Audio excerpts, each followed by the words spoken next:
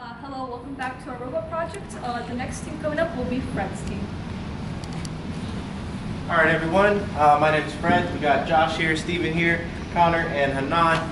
This is the trials and tribulations of building and programming the SunFounder PyCar V. That's what we have right here. So let's go ahead and get it started. And Connor will start us off. Yeah, so what we got here is the SunFounder PyCar 5. And first I'll be going over of how we built our car. So, yeah. And so these are the different sorts of specifications, but at the core of our car we have a Raspberry Pi 4. And what this essentially is it's actually just like it's a small miniaturized computer. It has a processor, it has a graphics card, it has memory. It's essentially just a very small computer, and we used it as the basis to run like calculations and communicate things with our car. With the Raspberry Pi, we can also connect to the internet. So just think of it as a small computer. And we've also got in our machine, we've also got two motors for the wheels. We have a camera that can rotate 120 degrees. We have a PWM driver, which is basically a pulse. It controls the pulse modulation within the machine, so like we can control how fast it goes, or the speed of our car. And we have also another module which controls the driver module, which controls the motors, and a robot hats, which is essentially connects to the Raspberry Pi, because the Raspberry Pi by itself, it's just a computer. And it has no pins. So what we do is we place this motor hats on top of the Raspberry Pi to communicate with the rest of the car. So that's the whole entire that's how the Raspberry Pi communicates with the machine. So yeah. And this is just basically how the basic wiring of how our machine goes. Basically, here's our hats where it all connects to. Next is this is the pins where all of our where the server goes to control the camera connects to, and this is for the motors. So the main part, the camera, and the motors. So yeah, these are the three different parts of our machine.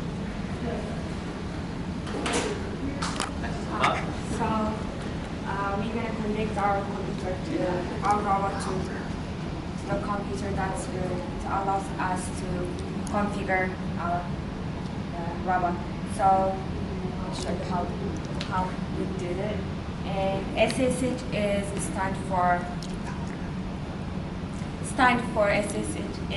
secure shell, and virtual network computing. That allows us to configure our robot to do whatever we want, to coding on those stuff. So I'll show you how I did it.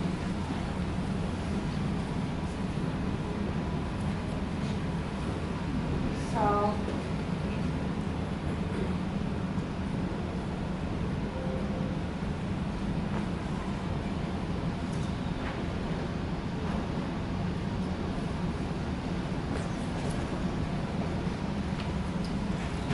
we just type in the username, which in this case is Pi, because we have a Raspberry Pi here. Put in its IP address, and then it'll ask you for a password.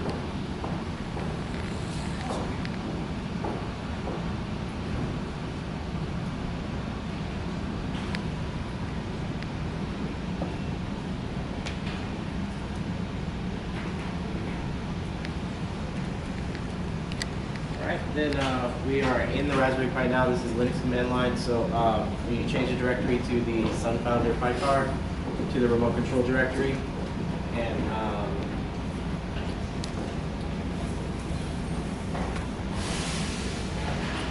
then you start up the server, because the Raspberry Pi is actually a server, and now it started up. So we'll give it a few seconds here.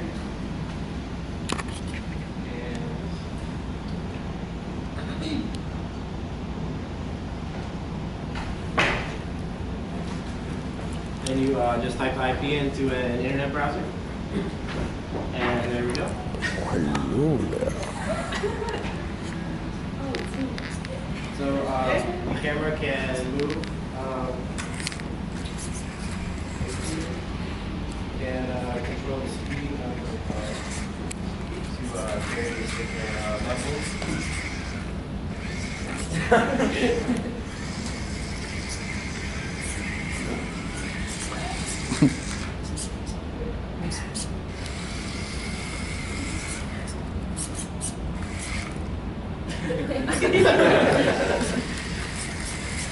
That's how it works. It connects to Wi-Fi, so we pretty much use it anywhere in this building since the Wi-Fi stretches throughout the whole building.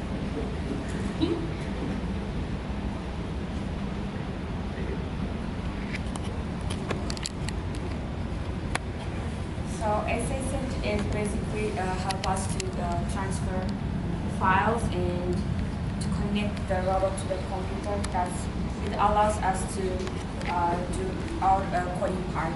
So that's the reason we connect our robot to the computer.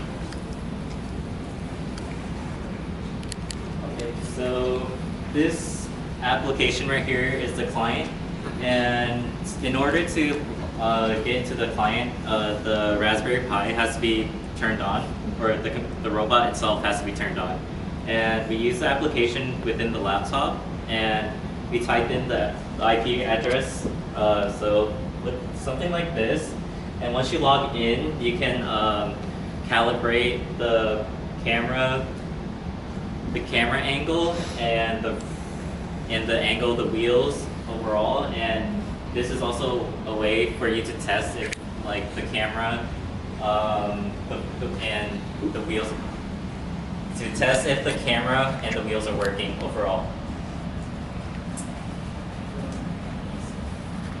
Cool. So I'm going to talk about one of the features on this car, which is wall tracking. After many attempts, we tried to integrate this into the robot. It comes with so integrated into the robot. For code, we use Python. One, because Raspberry Pi recommends we use Python, and one, Python's actually really good for machine learning, which is what we tried to implement, and Fred will talk about that later on. And so when we implemented the Python code into the robot, it was not working. So it was a little weird. We looked up through some forums to see if people had the same problem, and people did have the same problem and it wasn't working. So we went manually into the code to see if we could fix it ourselves.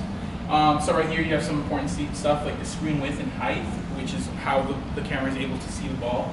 The color of the ball, which is how it mainly tracks the ball, and then also the follow mode.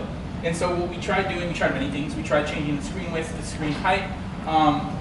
That helped a little bit, and then we also changed the follow mode from 1 to 0, so it had the camera movement a little slower, so it's able to follow the ball just a little better. And after that, it kind of worked. It helped a lot, but it kind of worked, and that's kind of how we troubleshooted through that problem. Going on, I kind of just wanted to compare this to real life things that is used, like this type of programming is used for. So obviously we're using ball tracking. There's a camera called the Hawkeye. It is a computer system that is used for numerous sports, volleyball, tennis. It tracks the ball during matches. And so like when it shows you like a replay, I don't know if you've seen soccer, it shows you like a replay, and it shows you the trajectory of the ball. So that's it's using the same type of program, obviously way more advanced. But I just wanted to highlight that and just show how it's used in real life, and how something so small, you wouldn't think that it would be integrated in something so big. So yeah. All right. I'll be talking about deep learning. So once we got our car moving and the camera working and everything, I just wanted to try to implement something more because I know we have a Raspberry Pi 4, we have Python, and our options are pretty much limitless with the things we can do with this. So what I was trying to implement was something sort of like this, where the camera would be able to identify objects in front of it with a variety of, it would take a variety of different videos and then compile it together to be able to track lines and to track objects with a certain percentage of certainty to identify what they were and avoid obstacles as well. The way I tried to make this work was with a machine learning platform called TensorFlow, and I implemented it successfully into the Raspberry Pi 4. I was going off of what someone else had done on GitHub as well with a Raspberry Pi 3 Model B, which actually has 2 cores. The Raspberry Pi 4 has 4 cores. And what they actually used in their project was a tensor processing unit from Google, which is a relatively new technology. It came out around 2016.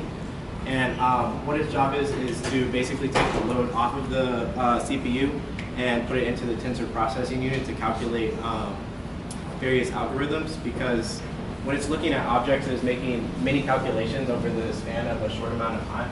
And doing that and putting it all on the CPU takes a lot of processing power, and it would get very hot. And this is only powered by 2 batteries, so it was sort of a daunting task to do without a tensor processing unit.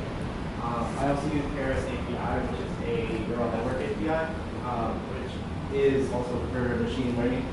And pretty much what it is it replicates the human brain and uses artificial intelligence to make conclusions around about its surroundings. What this would have implemented is a lane keep assist system, which is similar to what Tesla has in their self-driving models of their cars, to be able to go down a path with 2 lanes and stay in between them, as well as an adaptive cruise control system. So this is some of like the code that are, this is actually Linux command line, is what I was trying to implement here. But without the, like I said earlier, without the tensor processing unit, that was pretty difficult to do. This is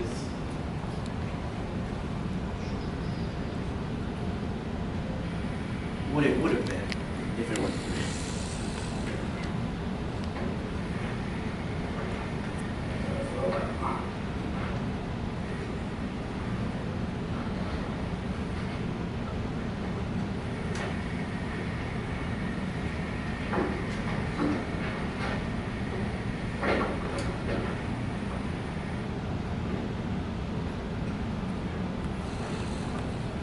So with this technology, you could definitely, if you had the correct camera, because ours was a USB camera, the Raspberry Pi natively only supports their camera modules that go into a CSI slot that is in the Raspberry Pi chip, which stands for Camera Serial Interface.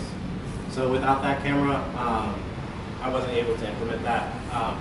But if you had it, you could definitely set up like a security system that would be able to tell you when people were at your door and give you audio notifications, and also be able to identify people as it learns, because that's the whole point of it. It learns as you go with machine learning. So that is our presentation, and that's what we did.